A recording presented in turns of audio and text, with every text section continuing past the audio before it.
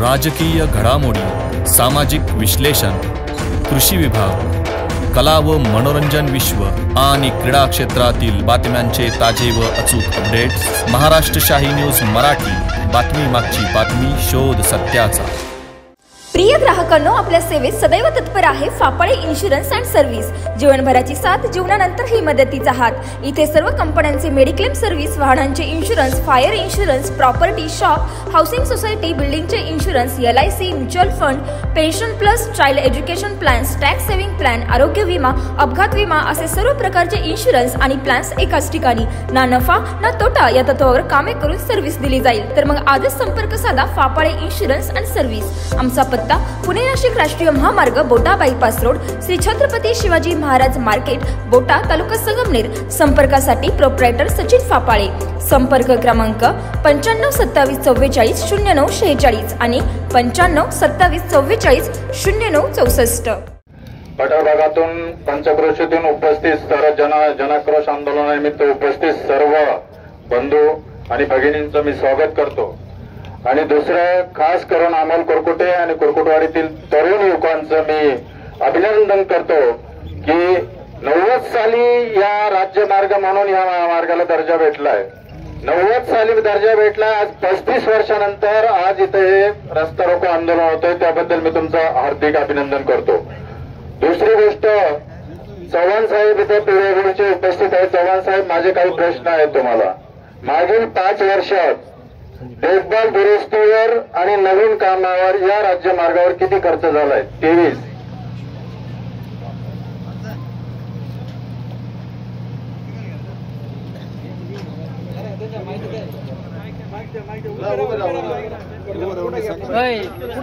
नंतर बोलतील ना। बरोबर आहे एकदम लोकांना काय चालतं। बोला काय? हॅलो, ठाकरेराव साहेब।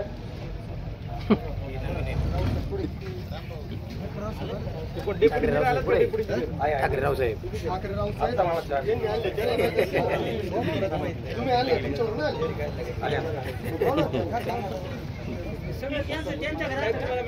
रामा बोलायचं ना अजिबात। ठीक आहे, त्याच्यावर उत्तर घ्या। ठाकरेराव साहेब या ना। कातोडे साहेब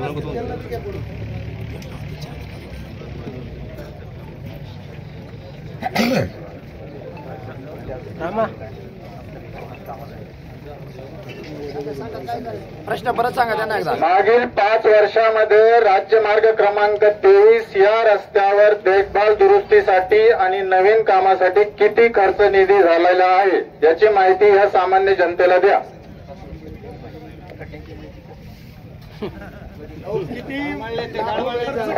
अंदाजित सांग। मागच्या वर्षाचं मागच्या वर्षाचं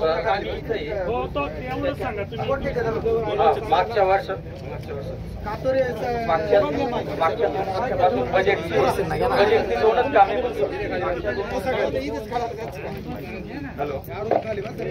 हॅलो हॅलो मागच्या 2 वर्षात बजेट कामं मंजूर होती।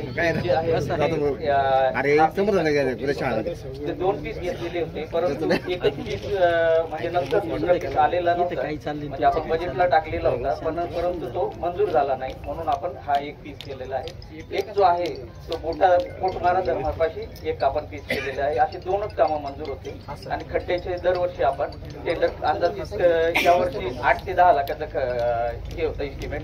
त्याच्यामध्ये GST धरून 7-1 लाखाचं एस्टिमेट असेल आणि मागच्या वर्षी पण तेवढ्याच प्रमाणात एस्टिमेट आहे। ऐका साहेब, ऐका। सामान्य जनता 2 मिनिटं सामान्य जनतेची माफक अपेक्षा आहे तुमच्याकडे। तुम्ही ज्यावेळेस आंदोलनाला सामोरे जाणार तुम्हाला माहिती, त्यावेळेस तुम्ही ही माहिती तुमच्याकडे असायला हवी। मी तुमच्या माहितीसाठी सांगतो, मागच्या 3 वर्षामध्ये जिल्ह्यात राज्यमार्ग किती आहे साहेब? 4 नाही, जिल्ह्यात 5 राज्यमार्ग आहे साहेब। त्याच्यातील 4 राज्यमार्ग हे आपल्या तालुक्यात आहे। तुम्हाला राज्यमार्गच किती तेच माहित नाही। 5 राज्यमार्ग आहे आपल्या जिल्ह्यामध्ये, 5 आहे। आपल्या तालुक्यात 4 राज्यमार्ग आहे। आणि ह्या 4 राज्य मार्ग आणि जिल्हा मार्ग किती आहे? जिल्हा मार्ग पण माहित नाही. ठीक आहे, चला जाऊ द्या. ते का नवीन आले ते कडाळे साहेब होते, तर जिल्हा मार्ग पण माहित नाही. तुम्हाला सांगतो साहेब, तुम्ही माहिती घ्या. मागच्या 3 वर्षामध्ये जिल्ह्यातील या 5 राज्य मार्गांसाठी आणि जिल्हा मार्गांसाठी 352 कोटी रुपये निधी खर्च झालाय. ही माहिती मी आज मीडियासमोर सांगतोय साहेब, तुम्ही ते कन्फर्म करा. आणि हे असं असताना जर अशी परिस्थिती असेल तर फक्त आणि फक्त भ्रष्टाचार होतोय साहेब, टक्केवारी. ह्या गोष्टीसाठी साहेब 4 वर्षापूर्वी आंदोलन केलं होतं. पडर भागातील सगळे कार्यकर्ते गाडगावपासून अकोल्यापर्यंत पायी चालत गेले होते. आमदार साहेबांना निवेदन दिलं होतं, सगळं खासदार साहेबांना निवेदन दिलं होतं, सगळ्या ठिकाणी निवेदन दिलं होतं, पीडब्ल्यूडी ऑफिसरला निवेदन दिलं होतं. 4 वर्ष मुख्यमंत्र्यांना सुद्धा एकनाथ शिंदे, माननीय एकनाथ शिंदे मुख्यमंत्री होते, त्यांना पण निवेदन दिलं होतं. त्यावेळी आमदार साहेब बोलले होते की 10 मीटर लांबी 10 मीटर रुंदीचा हॅम मधून हा रस्ता मंजूर आहे. 4 वर्ष झाले त्या गोष्टीला. भगवान दादा काळे यांच्या मार्गदर्शनातून आणि गाडगे साहेबांच्या मार्गदर्शनातून विकास क्रांती सेनेने भव्य असा पायी मोर्चा अरेंज केला होता. तो रस्ता सुद्धा पुढे गेला. तो रस्ता जनतेची किती दिवस बुलावून करणार आहे, दिशाभूल करणार आहे.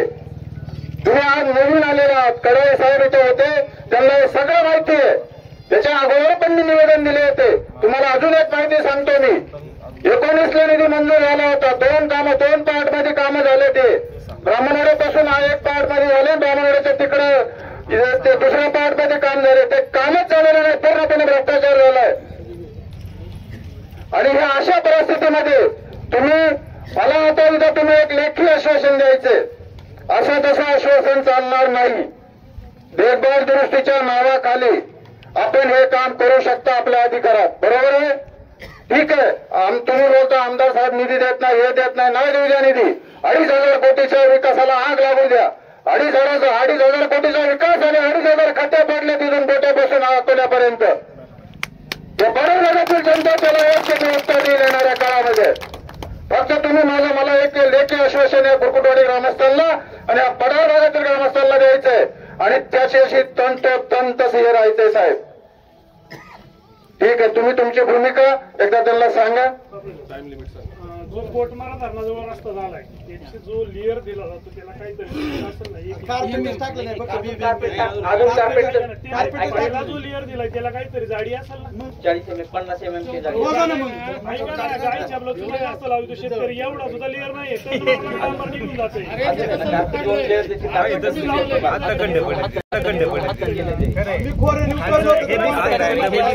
आज ते म्हणतात म्हणून लक्षात आलं नाही तर तुम्ही त्याच्यावर सारून गाडी चालू होता का? मी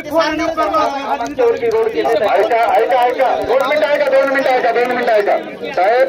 अतिशय इथून 1 मिनिट.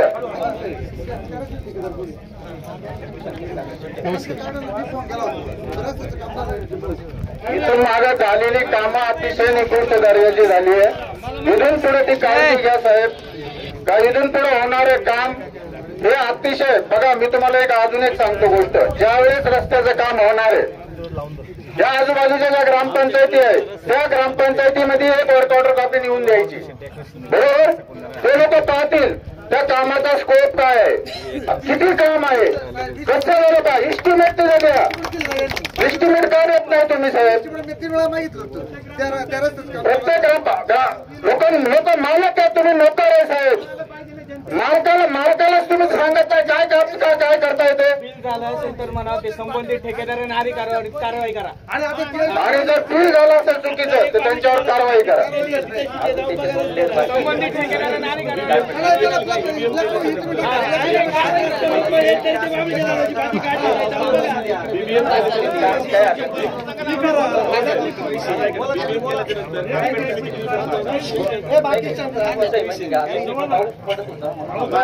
पाऊस पडत असताना आपण कार्पेट आणि सिल्कोटचं काम आहे ना पावसाळ्यानंतर करायचं ठरवलेलं आहे. काम पूर्ण होतं. आणि त्याची देखभाल दुरुस्ती कोणत्या डेट पासून पुढे?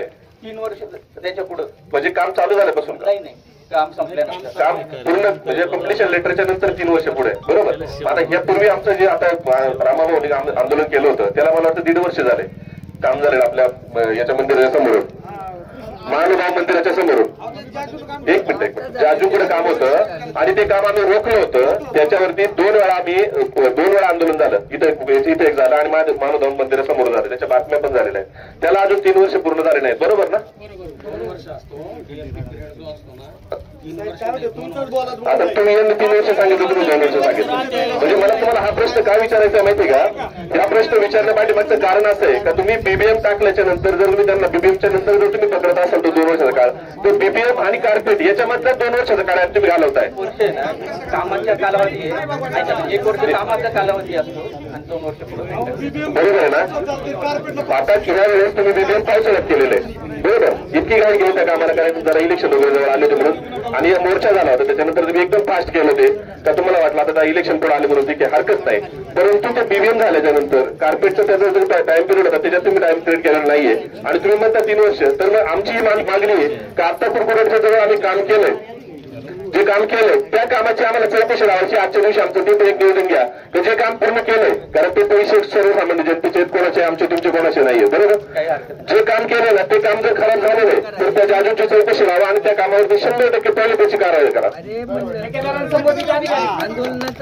आंदोलन करून सुद्धा काम निकृष्ट दर्जाचं केलेलं आहे आणि त्यानंतर परत तेच काम करण्याची वेळ आता 2 वर्षानंतर परत आलेली. तुम्ही म्हणता 3 वर्षाचा काळ आहे ना, तर त्यात परत तुम्ही त्याच्यामध्ये ज्या दिवशी कम्प्लिशन लेटर दिले त्या दिवसापासून आम्हाला तुम्ही त्याची चौकशी लावा आणि ते काम जर निकृष्ट दर्जाचं आहे ते पैसे आमचे, आम्हाला आमच्या पैशाबद्दल विचारण्याचा अधिकार आहे का नाही. प्रशासनाचे बाप झाले तिथे, एखाद्या प्रशासनाचे बापला झाले सगळे लागे म्हणजे मला काय म्हणायचं, सगळ्यांचे भागीदारी असं म्हणून करतोय. नाहीतर ज्या वेळेस अधिकारी जर कार्यक्षम असेल तर त्या ठेकेदाराची मायाबोली नाही चुकीचं काम करायला. आंदोलन करणे हा पार्टच नाहीये. हा पार्ट कधी ज्यावेळेस शासन प्रशासन ज्यावेळेस सर्वसामान्यांवर अन्याय करेल त्यावेळेस आंदोलनाचा उद्रेक होतो, बरोबर. आंदोलन तसं करणं हा पार्ट म्हणून स्वैतिक नाही. ज्यावेळेस शासन आणि प्रशासन ज्यावेळेस सर्वसामान्य जनतेच्या न्याय हक्कांवर पायदळी मिळवतं त्यानंतर आंदोलन केलं जातं आणि हे सगळं तुमच्याकडून घडलेलं आहे. म्हणून आम्हाला तुम्हाला सांगायचं आम्हाला काम तर हे पाहिजे चालू केलं, फक्त तुम्हाला टाइम लिमिट आता अंमलबजावणी सांगतील, अल्टिमेटम तुम्हाला देणारच. परंतु त्याच्यापूर्वी त्याचबरोबर आम्हाला जे काम यापूर्वीच्या कॉन्ट्रॅक्टरने केलेलं आहे त्यांना सुद्धा त्याला जर शिकवला तर पुढचे कॉन्ट्रॅक्टर काम चांगलं करतील. ते जे काम झालेलं आहे त्या कामावरती परफेक्ट तुम्ही त्याचं आम्हाला त्याचं कम्प्लिशन लेटर आणि त्याच्यानंतर त्याचा जर कार्यकाळ असेल तो त्याचा तर त्यांच्याकडून ते काम त्यांच्याकडेच करून घ्या. पुढच्या कामाचं अल्टिमेटम तुम्हाला या ठिकाणी अंमलबजावणी शेवटलं देतील, त्या पद्धतीने काम व्हावं.